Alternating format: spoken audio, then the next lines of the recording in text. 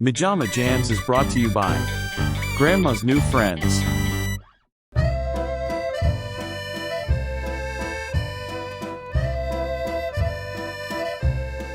Paris. La ville lumière et la ville de l'amour. C'est un endroit où vous pouvez créer des souvenirs éternels, comme une promenade romantique sur les Champs-Élysées, une vue spectaculaire sur l'Arc de Triomphe, un coucher de soleil à couper le souffle près de la Tour Eiffel, une agression par un lycanthrope au cimetière du Père-Lachaise. Des souvenirs qui vous dureront toute une vie, jusqu'à votre mort prématurée par une créature folklorique. Alors, venez à Paris. Au moins, Jack l'Éventreur n'y vit pas. MaJaMa. MaJaMa. MaJaMa. I guess my hangover's doing fine. You need to relax, n'est-ce pas? Welcome back, everyone, to MaJaMa Jams, a show where we discuss other people's work to avoid doing our own. And welcome back to the Spooktacular Couch, guys. This is week number 3 of our 5-week-long Spooktacular here in the month of October, and we have been doing some real turds so far. Now, you guys may remember last week. And today is the third week, or third week. Turd. Third week. It's, So it's third. Turd. Totally gone. What I was saying. Thank you. You have the first time in MaJaMa Jam's history where he finally did something and distracted the other person. You gonna start from the beginning? No, not at all. That was a wonderful moment. Keep that in. For me, because Mateo played the Jason role, said something goofy, and then it threw me off. That's usually my job, and I adored that moment. Don't take it out. that's what she said. Oh my God, all of that is why you tuned in. Guys, last week you may remember that we had a shockingly bad sequel to an iconic movie. I don't know if it was shocking. I don't think we expected anything. We expected it to be bad. It was shocking because we didn't expect it to be that bad. I'm of course talking about I Will Always Know. I'll always know what you did last time. Yeah, I got it right. You said I will. I'll always know what you did last summer. So keeping the pattern going with perfect congruence, Mateo, of doing a shit-tacular, long-delayed follow-up to an iconic sequel. Everyone knows, that little wolf guy right there, if you guys can see him, the John Landis classic, An American Werewolf in London. What the hell's going on here? Some kind of animal, sir.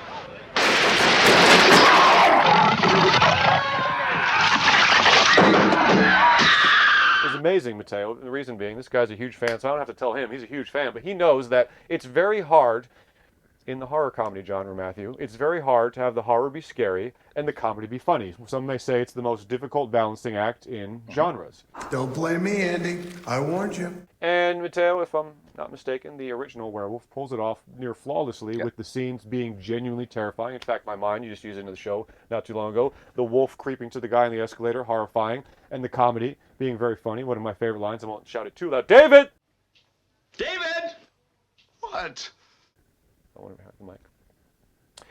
So this week, Now he worries about it. this week, I'm learning. After 100 105 episodes, I started to learn. It's just that one word. Yes, I know.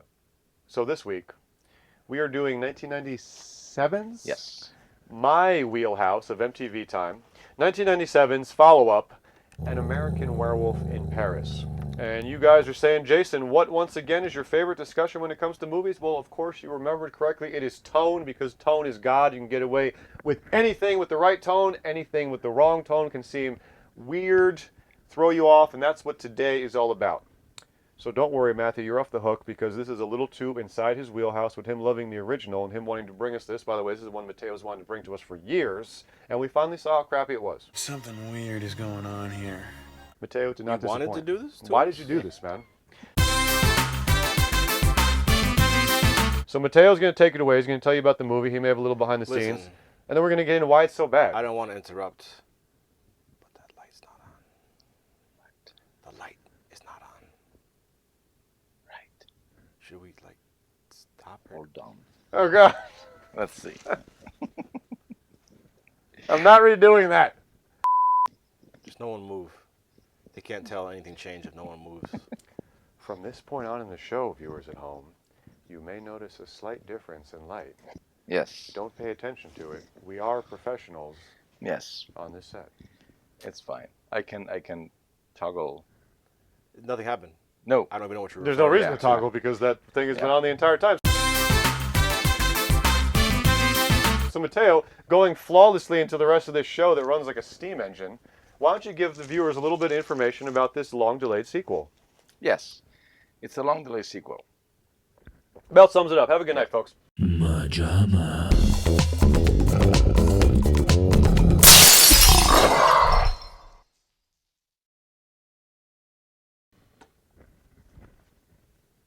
Oh, so 3 American kids go on vacation in Paris to make something extreme, and the something extreme is bungee jumping off of the Eiffel Tower. But the evening they decide to do that, they meet this lady who is trying to commit suicide. The protagonist is... Because she read the script of this movie. Yes. Actually, Julie Delpy said that she did this movie only and exclusively because she had to pay the rent. Really? Yeah. So that tells you the commitment. The kid saves her, but of course he falls in love with her. And he sees in the middle of the bungee jumping thingy popping up that she's dropping a note. So while he's in the hospital because he hits a beam that somehow doesn't kill him, his friends go and look for the note. They found it. They found the address where she's at. They go to her house. They find that she's... What did the note say? Yeah, what did the note say? I don't know. But what, she had a note with her own address written on it? Of course. That she was reading before she jumped. Yes, well... Where do I live again? Oh, right. Goodbye, cruel world. Something like that. And he managed to have a date with her where there are some hilarious shenanigans. Then she says it's not a good idea to meet, but he is insisting. And so they get invited by her protector to a party that it was a sort of a feeding frenzy, feeding ground for other werewolves in Paris. She saves him, but he gets bitten, so he can become a werewolf. And so there's a very intricate thing that he has to kill the werewolf who turned him into a monster and eating his art.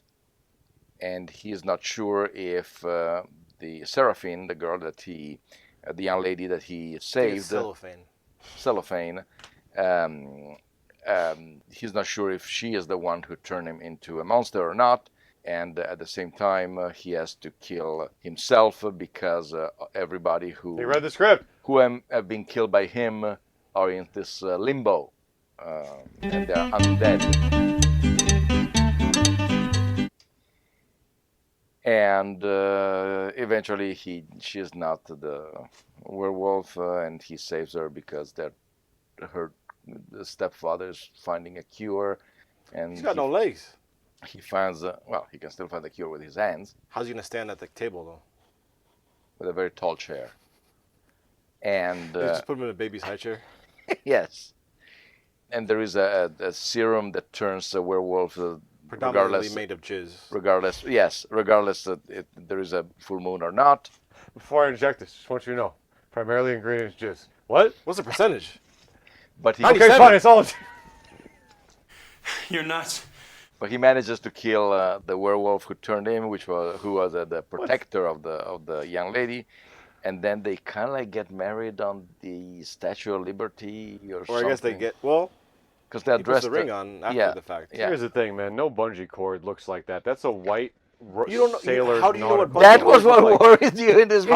How do you know what bungee cords look like? Because you hold bungee cord. They don't look like... Okay, look. I know what you're saying. A bungee cord is a thin, elastic thing that pulls.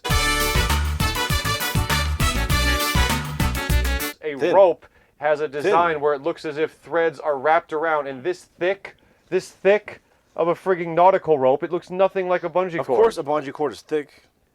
Sure. Listen, here's the deal.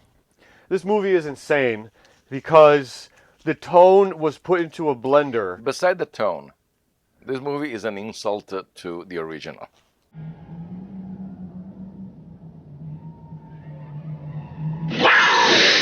Yes, but I feel Yes, because sometimes you say, "Oh, there is a sequel that is loosely because they didn't have the rights of the characters, so there is no direct connection. The only loose connection is that Julie Delpy's mom was supposed to be the woman who fell in love with David Naughton in Werewolf in London, and she got pregnant of him, and Julie Delpy is her daughter."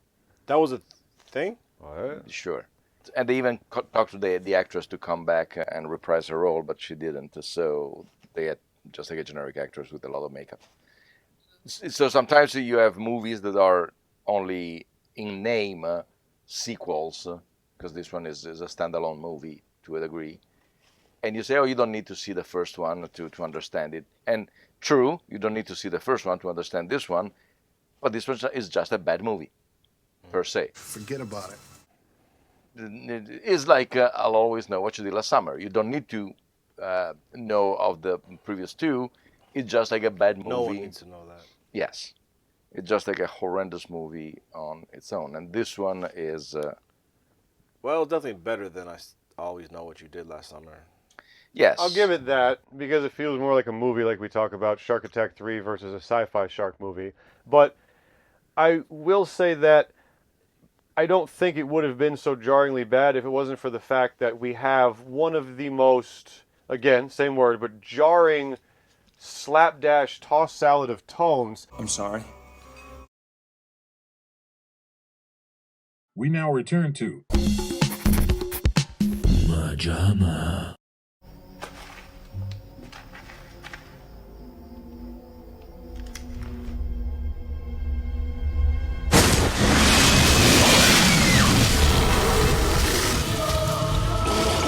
So the beginning was so much leaning into like American, this is 97, American Pie is 99. The beginning seems to lean so much into like American Pie, Friends on a Road Trip boner comedy, that I was like, we're like a half hour in and there's no horror. Mateo was like, wait, we start off with a scene of a guy being dragged.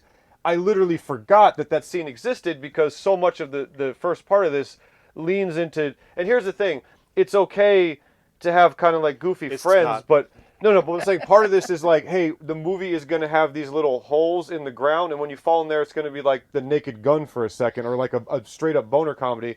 This cafe scene where she's like, you've got condoms, and he's like, no, they're gum. He pulls it out, puts it in his mouth to prove it, and she says, blow me a big bubble.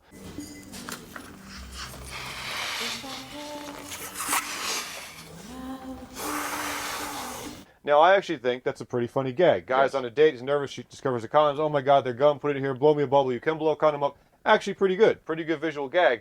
It's just that in the middle of this, and again, how genuinely zany the word? Like it's played 100% like we're leaning into 100% comedy, a Naked Gun, even a Euro Trip. And so... not Naked Gun.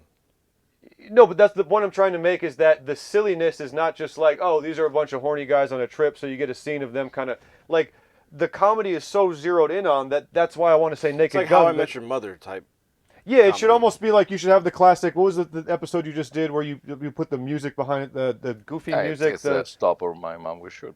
Was it that? And it's, yeah, like... Yeah, we put the laughter, the laugh track it's of so the sitcom. leaned on that I'm like, it's not just a weird choice. It like yanks me out of the movie. Then like again, comedy in the 90s, I mean, every decade, every period has its own subgenre or style of genre. I agree so that... look at what time period this is set in, and like, oh, we're going to do a horror comedy. Okay, this is the comedy we're kind of heading towards. We're doing young, early 20-something teens. We're trying to probably market to that demographic as well. So what would they think is funny? That's not a bad point, and it's also not a bad point, like you say, you kind of roll your eyes at the 90s soundtrack. I mean, sometimes I feel like I thought you loved Bush. They do. Sometimes stamping it definitively forever with a music of a certain period gets better as it goes on. I'm thinking of Fast Times at Ridgemont High. The soundtrack is so time capsulated in there, but that Think adds about that soundtrack. to its benefit. Yeah. you were just playing Forrest Gump. He's over there.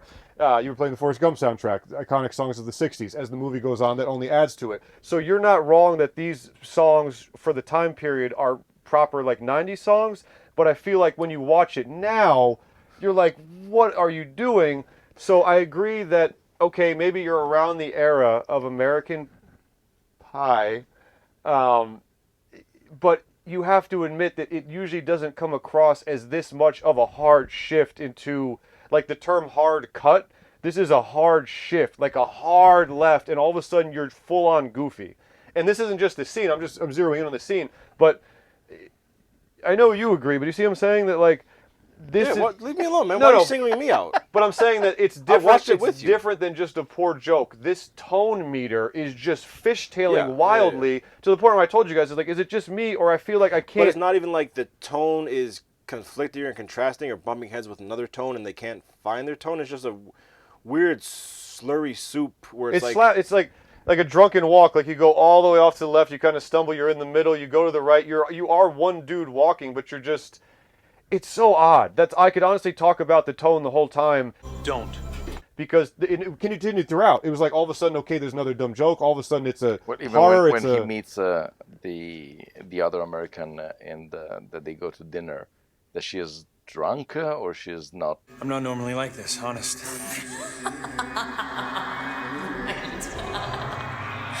No, I'm serious. The truth is, I lost my best friend today. Oh yes, thank you. That was And she can be funny. Also, what's with the pupils dilating? That was her pupils, right? It was hers. Yes, it's just His influence over her? Probably. Hers got bigger. Someone's pupils got bigger. Well, here's the funny thing: is that at this point, it's funny because my '90s kid brain At this point jumped to in the night or this point in the film? this point in existence. Oh. My '90s kid brain jumped to her as the love interest, Happy Gilmore. He's turning. But of course, at this point, Julie Bowen is known for Modern Family, one of the most beloved, iconic comedies ever. So yes, you're right. She can play comedy. Hey, Miss Stumpy. Oh, hey, Dylan. You know I can see you, right? No, I did not know that. Haley's just in the bathroom. She'll be back in just a minute. Thank you. And again, it's not even that she's acting badly. It's just she comes in the scene, she's playing drunk, but it's almost like how Jim Carrey or Jerry Lewis would play drunk, where it's just like, hey, what are you doing? Oh, you're crazy. And I'm like, what? It's not even like a bad, over-exaggerated drunk, or like a person who's never gotten drunk before trying to act drunk. It's more like, wait, what are you doing? What are you supposed to be drunk? Are you supposed to be high? Are you supposed to be drunk on this, liking this guy? Or what is your character? All right, let me go! But it seems like you put, we have comic relief characters a lot in an otherwise big scary action movie, but it's like in the middle of actually, this one? funnily enough, I was trying to, and then I couldn't come up with who's a good example of a comic relief character that is purely comedic, but also he's like the only real example of like the in this movie in any movie of I can think of Seth Green in Idle Hands. Okay, I haven't. Not that Idle Hands is a horror per se, but it's like a horror comedy. I haven't seen it. My point was, this feels like you're watching Aliens, and then all of a sudden, one of the crew members is Ace Ventura, played exactly as Ace, and you're like, okay, I see that that's a decent comedic performance, but like, what are you doing here? And I feel like that's where all this stuff breaks down to. Like, she wanders can't say that in in the scene. You just got to keep going with it and roll with it. Stop saying that on camera. She wanders in and I'm it's not just like me. I'm a character. We rehearsed this. She just slaps the movie out of orbit. She? And this isn't even getting into like the horrible CGI. Delphi Jerpy? What's her name? Julie Delpy? Julie Delpy? Yeah. She looks like Rose Byrne, but like her eyes are twisted and pulled apart. Something's off with the eyes. It's like you just need to be like, hold on, and just a little bit closer. The makeup. No, well, there is a. She looks very French. There are a couple of things that needed to be addressed also before we get to the makeup. I mean, the makeup is being the No, yeah, major part. break down the list. Break down the list. Special makeup. For instance, in the American Werewolf in London, all the songs are from the 50s and the 60s, and they're being carefully selected by Landis. Well, it's a marvelous night for a moon dance. I see the moon rising. Moon, blue moon. Because every single song has moon in the title. It never happens. Damn it. Let me see if it'll stop. Well, maybe it's important. Maybe they find a cure for cancer, and for some reason they decide to inform me. All the songs Landis selected had the word moon in the title, so it cleared. It was a sort of a bridge of psychological influencing the audience. They say every time you see a music. Also, werewolves transition based on a full moon. So yes. It kind of syncs up into the whole theme of the movie too. Yes, and then the horror was horror and the comedy was comedy. Men were men, women were women. Yes, but they were not trying to make a mishmash. The characters seemed are in the Werewolf in London genuinely conflicted, whereas here I'm a werewolf. A werewolf?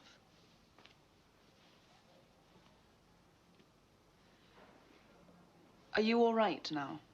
yes, and here it seems just like a sitcom characters. They don't really have particular depth. Also, the two friends versus one good buddy is excessive. Yes. And the dude with the long hair is just like, what is he doing in the film this whole time? Well, he's being used as bait. He's being thrown around. There's no real resolution. The guy they had up in the crucifix? Last time we see him, he's tied to a crucifix, running Yes. with it on his I back. guess it was just like for a joke that he is running out of the church. Yeah, or but like, have your one friend die Yeah. and he's your guide. Wait. But it's just like clunky. What was Yeah. the gag you said worked? when she's trying to whistle and that she Oh, says, yeah.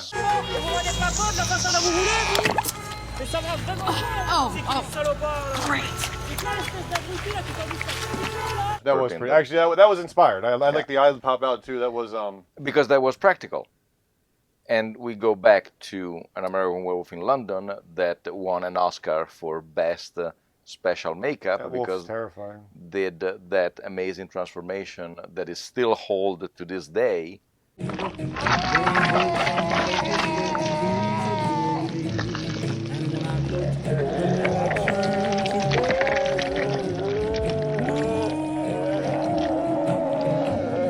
And here, Why wouldn't they ask Rick back? Money. I don't know. CGI was a thing at this point too. You want to? I guess it's, but the CGI. So I'm sorry, you're telling me important question. I feel like because it's unfair to look at things with eyes of the present. Because obviously there's been a good. No, chunk of it was horrendous. That's what I'm saying. So when you yes. saw it fresh in '97, Yeah. it was like, whoa.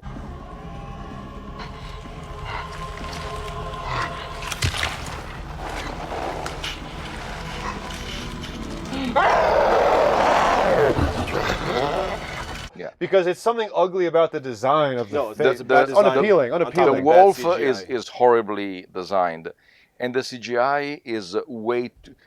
Keep it. Scorpion King.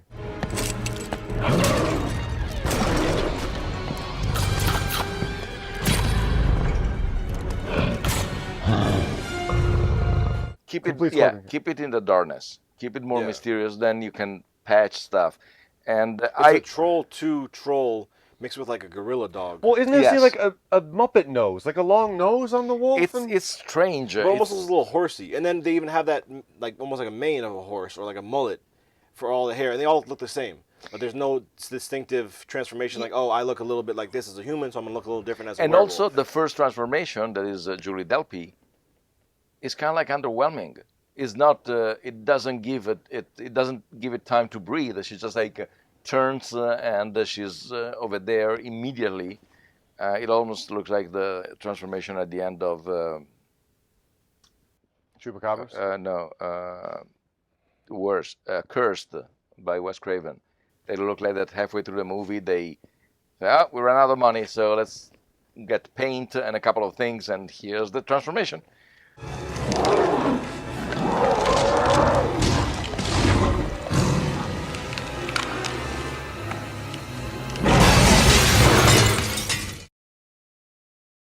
We now return to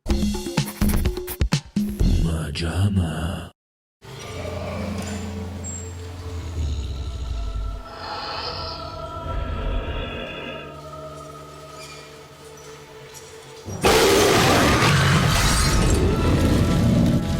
So, putting also together side by side the Werewolf in London, which is stellar for the special effects and the practical, and this one, which is almost entirely CGI. In fact, a couple of moments when he is talking to his zombie friends that they're actually special makeup, it's pretty good.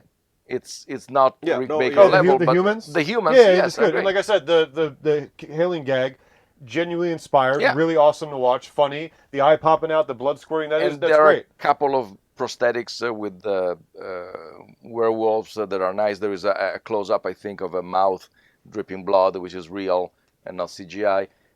So it's possible to do that. And yet they went completely the opposite route, and it's even more than disappointing, is distracting. Yeah. It's calling to attention to the special effect, and you cannot get into the story because of that. And if you guys thought that the end fight scene of the first Venom was two indistinct blobs, where do you see two darkly beige, terrible-looking werewolves in a dark tunnel, all just one smudge of bluish beige black on top of each other, just an indistinguishable bad CGI orgy of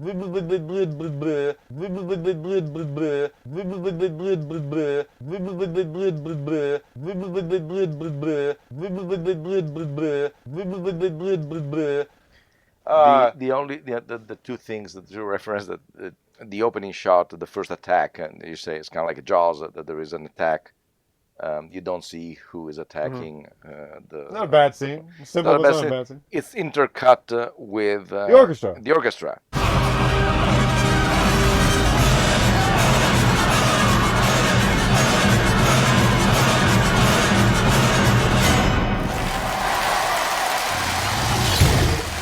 Was pretty good too.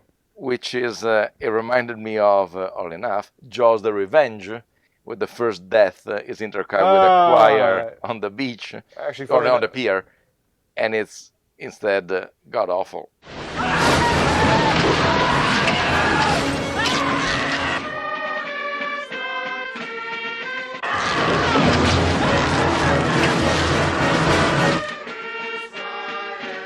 Funnily enough, my mind jumped to the first I Know What You Did Last Summer.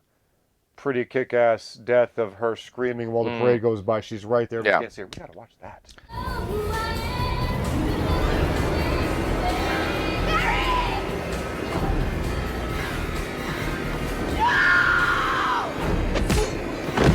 Why did we watch the third one? And the other thing, well, you said I'm down for that. Yeah, you think these things are going to be fun. At least today was more fun of a bad watch than last week was one of those slogs where it's like, why is this on? Yeah. Also, I looked this up. Interesting point. To me, a mind-blowing point, because I was just about to ask Matteo, who do you think this was aimed at? It's like, what, 14 years after the original? The original's a cult 16. classic. I have to imagine 16, so I have to imagine the kids that this is appealing to might not even know Werewolf. Mind-blowing fact, they released what you just saw, Matthew. Can you guess when? Christmas. Yes. What the hell? This was a Christmas Day release? There is a tradition. They even did the Sweeney Todd. There is a tradition of doing kind that of like horror. Makes sense. Musical, I guess. Musical, Probably. Johnny Depp pedigree, kind of like a holiday buzz movie. Dancing. Holiday buzz movie, distinct different beast than summer buzz movie. And the Human Centipede. So the Demon Barber of Fleet Street, I actually get. It's kind of counterproductive, classier. This, like seeing Les Mis on Christmas Day. Yeah. Ugh. This starless, frigging bad CGI, delayed cult classic. Like, who were you aiming for in general? But who are you aiming for on Christmas? What human being, other than the dude sitting to this side of me, would see this? Honey, it's Christmas. You know what we should do? Let's go out and see an American Werewolf in Paris. If you think about the tone of this, it's like, no, it's just going to be like an earlier or late summer release. Yes. Okay. Or the in-betweener. Yeah. Imagine it's Christmas Day and you're watching the condom scene and you're like, yo, I'm going to go home and end it. Like, it is done. It is Christmas Day and I'm watching Tom Everett Scott blow into a condom. In the sequel, to a werewolf cult classic. We need to punish the kid. Do you have any coal to put in their sock? No, but there is an American Werewolf in Paris. Oh, let's go. You said it only made $1 million more than what its budget was? Yes, $25 million the budget, $26 million the gross. And I'm kind of perplexed. Why do you think they... Because like something like, you know, we're about to get a third Terrifier, it remains, even with its blow-up moment, it remains kind of, you know who you're marketing to. Mm-hmm. It's almost like if people end up thinking Terrifier is gross or low, it doesn't matter because you've got your people you're gunning to. So it feels like if you were going to gun for, first of all, it seems weird that they would do this because who's it for? But if you were, zero in on the aspects that would make horror freaks, Landis freaks, be like, oh, I'd go to see that. So even if it doesn't, like, it might be one of the things like, oh, the fans loved it, didn't do much.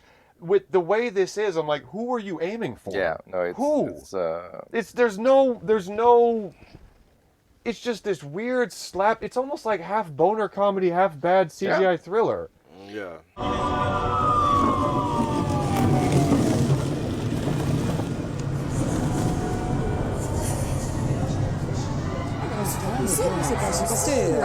There is the scene where he is, after he's been beaten, that he goes on the bridge and he has his senses heightened and he hears all the sounds amplified.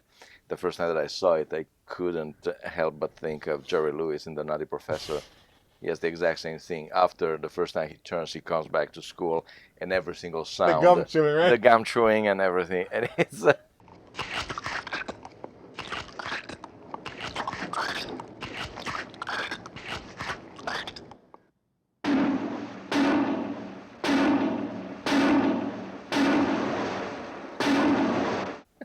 It was very weird. An American Werewolf in Paris starring Jerry Lewis. It seems like well, even it's when French, so they loved it. when they have opportunities for comedy, like in a scene like that, they don't really take it. Oh, you know? yeah. We have to point out Matthew's thing. Which blew my mind. So Let's put Matthew's thing. He wakes up, or Julie Dopey comes in the bed, and she's worried that he's gonna Before she Freak gets out. to him? freak out. So she's like, "Let me calm you down." She pulls up her shirt. Please. This will relax, you know? I don't get it. Last time we met, you threw bricks at me.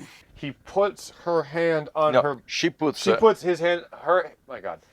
She puts his hand on her breast, and she says, "This will help to relax you, right?" The most amateur comedy writer in the world, even if it was a hacky, clunky line, would immediately recognize that as a chance. Instead, in a movie where we literally get blowing up a condom as a gag, that setup gets what? He says a serious line. He doesn't say, to me, it's not the greatest time. And he's like, this will calm you up. It's a start. It's so easy. And like you said, you just drop wacky little things, and that moment you just have him respond with it. Last time I saw you, you were throwing bricks at me or something. Yeah, he treats it like a normal, there's no punchline. Yeah. This is a bad dream, right? It's But even like the scene where he's just what you were talking about before with his heightened senses, you don't take opportunity to make that really comedic. No, because there is the bit with the dog, but it's not clear if the dog is humping his leg or not. And then the pull-out shot of like it's not on, it's not not even humping. He's sitting next to him. exactly. The So dog that's is why sitting it's next to him. confusing.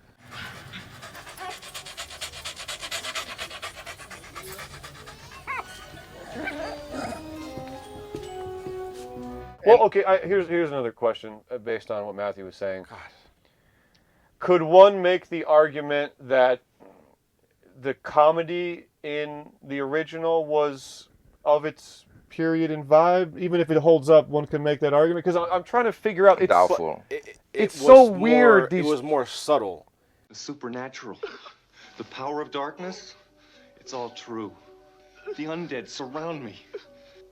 Have you ever talked to a corpse? It's boring. I'm lonely. Maybe that's what... Maybe it's the overtness, because, like, usually horror comedy, I feel like it's rare that... Even when the comedy works, it's not a cackle. It's not like a Naked Gun type thing. So here it's strange because the choices are... That's the thing. Overt. You can do... Maybe you can even do the boner comedy scenes, but they're so just lean in. Like, that's... I keep coming back to it, but the cafe condom scene, they just lean... This is a full comedy. Like, any other nuance went away, and you are literally filming a boner comedy. There's no werewolf movie here. So maybe it's the overtness. The same thing with the CGI. It's just so blatantly there, like you say, in the light, like looking at, ugh. And yet it's strange because it's one of those, is a scene that it should work. And I remember seeing it there wasn't not particularly. I'm thinking, for instance, that I think it's in American Wedding, where Stifler takes a dog turd pretending that is a pastry or something, and he pops it in his mouth. Truffle! Oh! Stephen, that is so selfish. It's good. Is it? Is it sweet? So sweet. And then I remember that the theater was in stitches, laughing for the scene, how he was selling it. This one, it's also weird. It's because you can't imagine that response. Yes, and first of all, you don't expect it in a movie like this.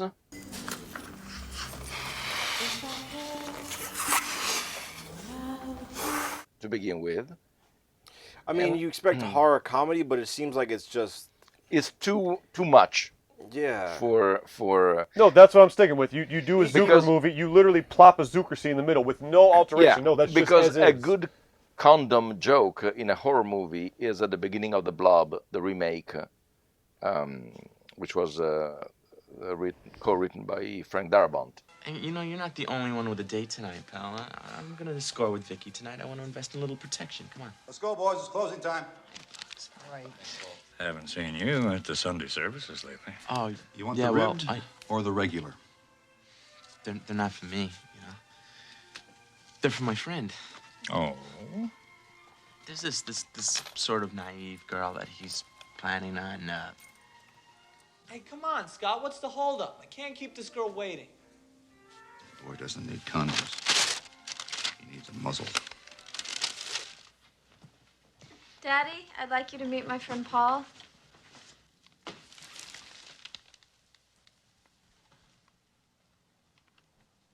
Ribbed. So that was a plausible, funny gag, and I remember that. And it was kind of like to say, okay, we make a huge laugh now we go to horror, which was fine, absolutely fine.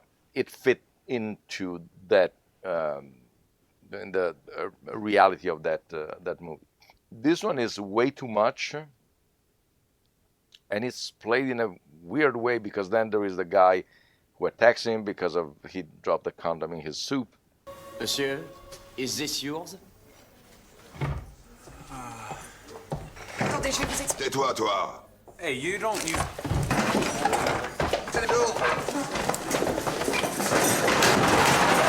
Wait, who was that? That was one of the werewolves? No, it was just like a random guy.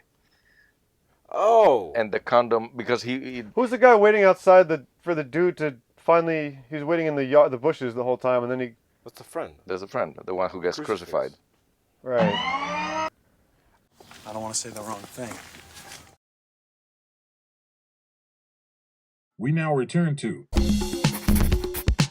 MaJaMa.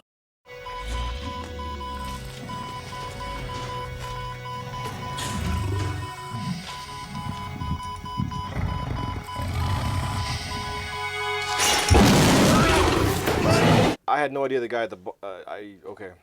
Because he let the condom goes and a condom flies away and drops in the background in the soup. You know, a guy, it takes forever for the guy to call the waiter to say there is a condom in my soup, Why not do which a could have been close-up also of fun. that? I'm sorry? Why not do a close-up of him finding the condom in his soup? Yeah, and instead you hear him discussing in French with the waiter, and but yes, it's never clear. And then the waiter arrives and says, "Is this condom yours?"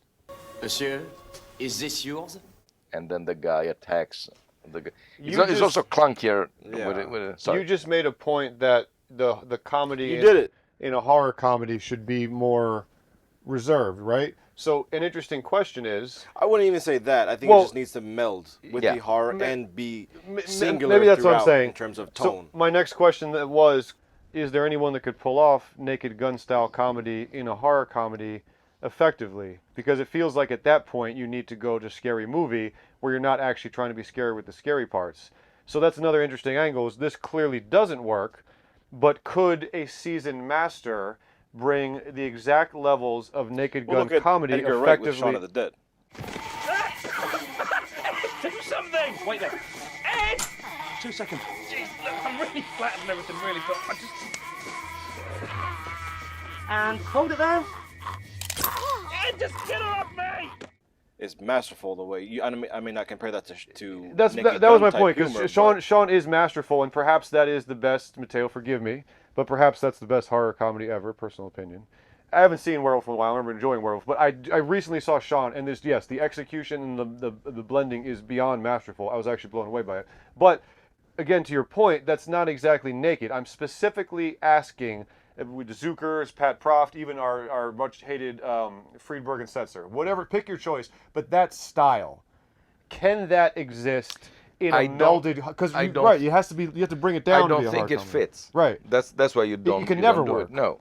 So that's why this is interesting, because I feel like it's almost like a interest. Like, look at this. This could never work. It also doesn't work. You know what I mean? It's like a weird thing. You can't do this. To a degree, the closest thing to what you're saying is, and you have to.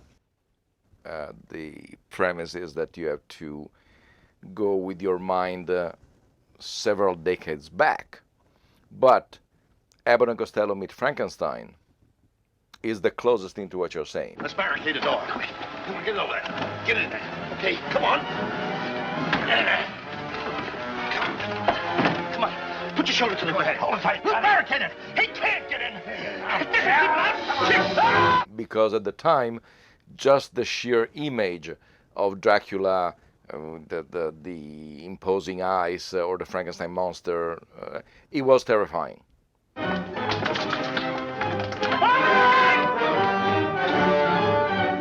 And Abbott and Costello were bringing their zaniness to the whole situation, so and completely intact too. And yes, not and unaltered. Both genres worked fine, and it was a very nice shuffle of that.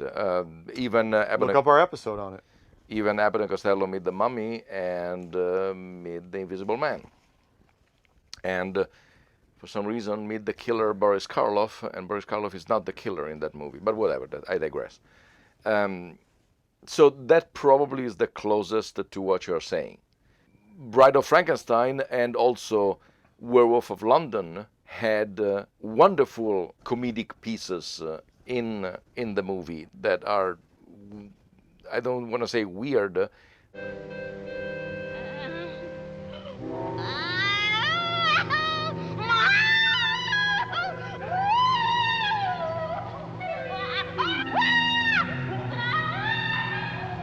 but they somehow work for that style. Eddie Cools, what's happened? A fly just ate a frog. A what? A what? Frog.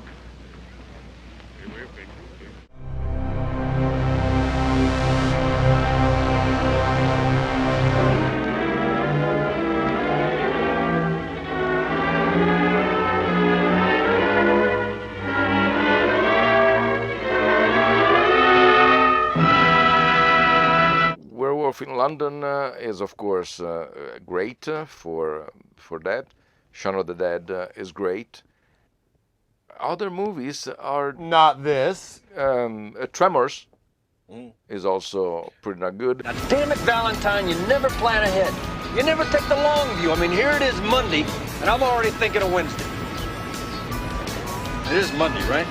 But Tremors, the comedy comes from the dialogue, the snappy dialogue between the characters. No, these are all good examples because, like you said, parallel situations. Yes. While Abbott and Costello does get the closest because they do maintain their utter silliness. Yeah. You're right that you kind of can't. The framework doesn't allow for it, and that's why I think this makes this all more interesting. I think it's the style of comedy can't butt heads with horror.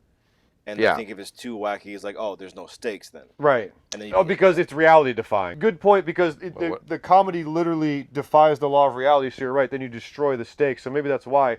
All that to say... it can work with Scary Movie. But you're not actually trying to be scary in Scary Movie. Yeah. Horror. So that's what I think can frame the conversation on this. I guess any mashup genre movie, you can always be like, I'm going to identify this more as this versus this, you know? Yeah. Which is why, I wish I had Werewolf fresher in my mind, but he definitely does. I feel like Werewolf and Shaun may be the best effortless blends ever. Then again, I would call Shaun of the Dead a comedy, and I would call An American Werewolf in London a horror. Yeah. If I had to pick one of the two. Yes. They still have that.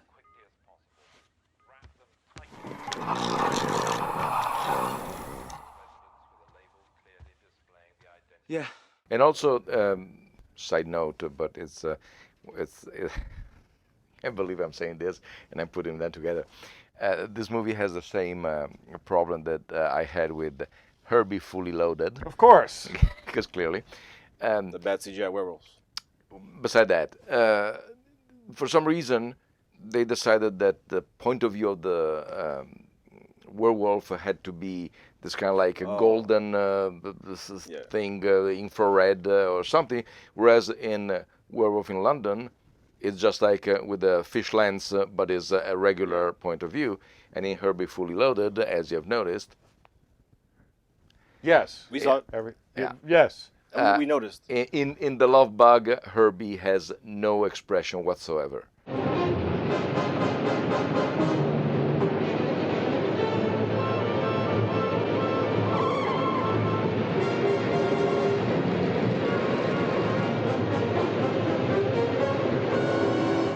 And in Fully Loaded, they start to make the bumper going down to smile, the eye blinking, the headlight blinking.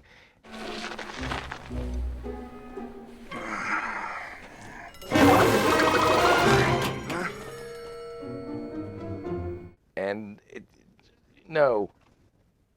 It's like, why does he do it now and he has never done it before? Wow, what a turd. Yes. Yeah. Or a fascinating turd.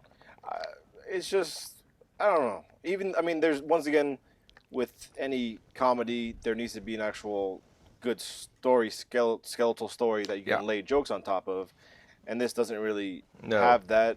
His obsession with the girl is... You don't care, really? Like, okay, he saved her life and it seems forced. Everything seems very forced.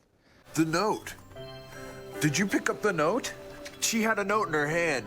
If it's a suicide note, maybe then we could go find out who she is. Okay, we'll find it. Just relax, all right? Even just weird things like, okay, hey, she had a piece of paper with her. We want to find out where she lives. Oh, yeah, they start randomly going to everyone with a piece of paper? While he's in the hospital, the two friends are looking for pieces of paper, and they're, like, walking behind a chick reading something, and then they're walking behind a guy reading, like, a manifest, and, like, no, why would that be the piece of paper that fell off the Eiffel Tower when she fell off the Eiffel Tower?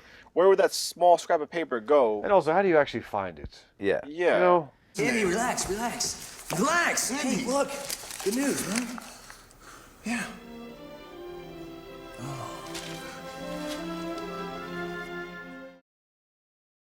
We now return to MaJaMa.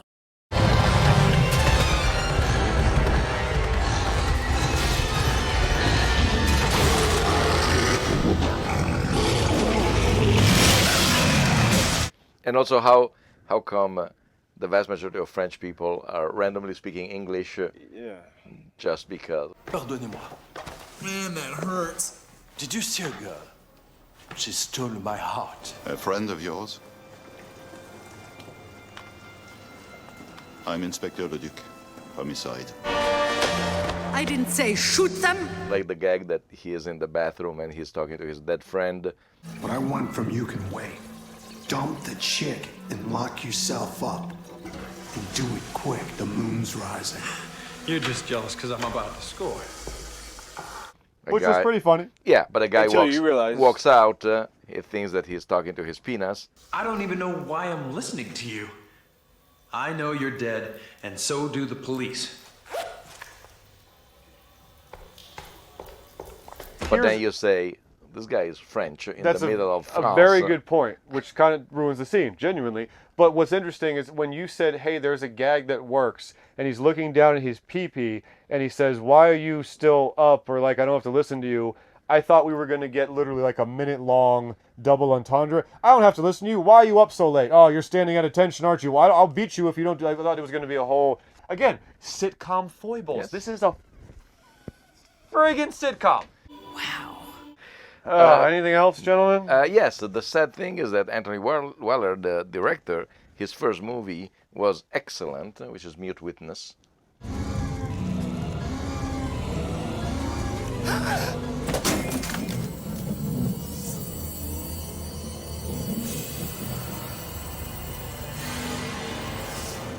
And is a wonderful thriller that we might do it here, because you've never seen it. We saw it together.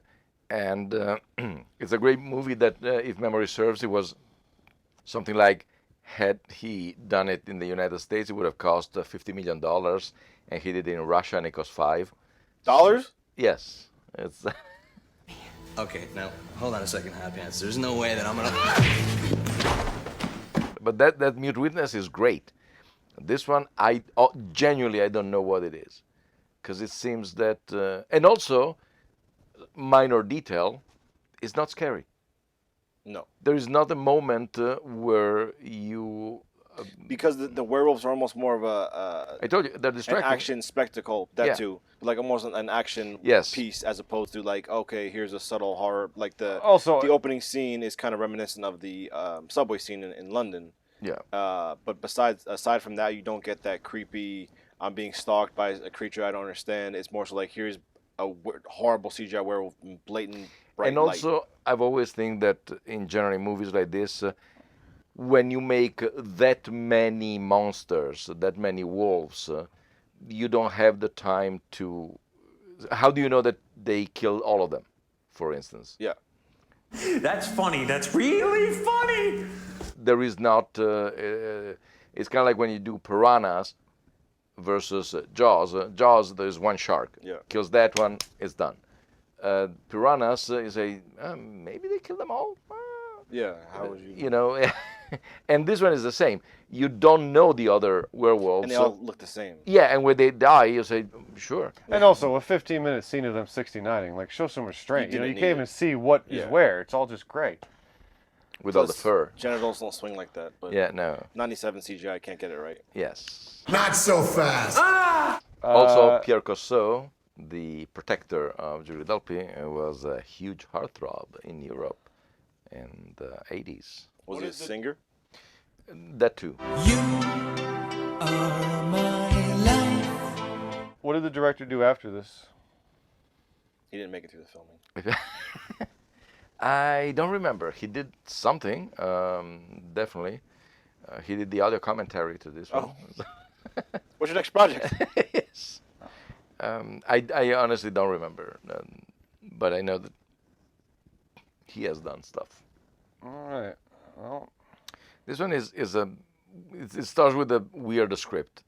That's the I kind of would almost say, if you guys are of a similar ilk, do check it out, because it's not fun or good, but it's very like, what is this? What is that? Like, genuinely, it's such... I don't think that's going to sell the film. Richard Roper. What is this? So your pitch is not going to be good or thrilling, but a lot of people will ask, what is this? All right, I got to go to lunch, so just, yeah. Here, $25 million, go do it. Be cool and show attitude. Well, let's express these feelings by throwing these pieces of paper. All of these? All of them. Start with you. I wasn't ready for this. I know. Got to throw you into the pit. I'm going to go with I guess a 4.5. Why'd you hold back a half? I guess it's a great point. I don't know, it's a 5. Yeah, I was going to say. I guess there's really nothing redeeming about this for me. Yeah. I like Tom Everett Scott, but... He is a likable actor. Also, we should say, kinda that fell thing you flat. do a couple years later. Oh, yeah. 1, 2, 3, 4. That's too fast, guy. Slow down. Come on. Come on. Slow down. Too fast. Slow down. One of my favorite movies of all time. Yes. Mateo, you mimicking it? 5, you don't desecrate the classics. And Mateo spits about the predecessor. 1, 2, 3, 4 pieces of paper. And the microphone. 5 pieces of paper for Jason, echoing the other brothers, because, yeah, there's not really anything here. Nope. Other than the abject, like, what? With your buddies. You know, it's breaking it down, like you said, good episode. But, yeah, it's, Glenn Powell seems to be the only man that 2 summers has made a 30-year later sequel. Granted, Tom Cruise had a lot to do with that. But Glenn Powell, 2 summers in a row. Top Gun and Twisters, actually well-received, financially well-received movies. Otherwise, don't do these later sequels. You can't. You can't. And I'm scared about how the new Spaceballs is going to be for that exact topic. They are doing that? Mm-hmm. They're doing what? They're doing Spaceballs. Oh. 2 or a remake? It'll probably be 2. Although I will say I'm curious about Liam Neeson and Akiva from Lonely Island and Naked Gun. Post the Life's Too Short Liam Neeson sketch, I could actually see that, and Lonely Island has proven themselves modern masters of zaniness. So that one I'm kind of waiting for. MaJaMa.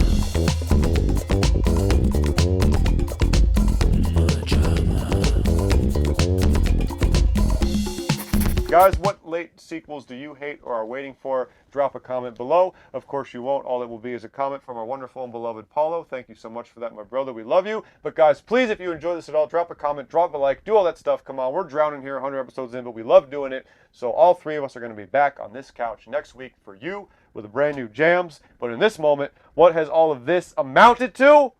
Poor life decisions. That was a jam!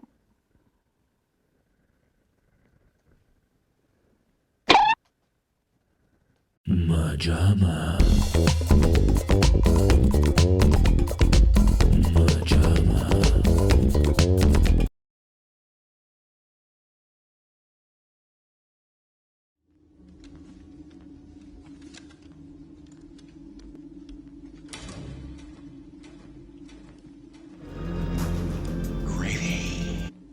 Alrighty then. Loser. There's no turning back, baby.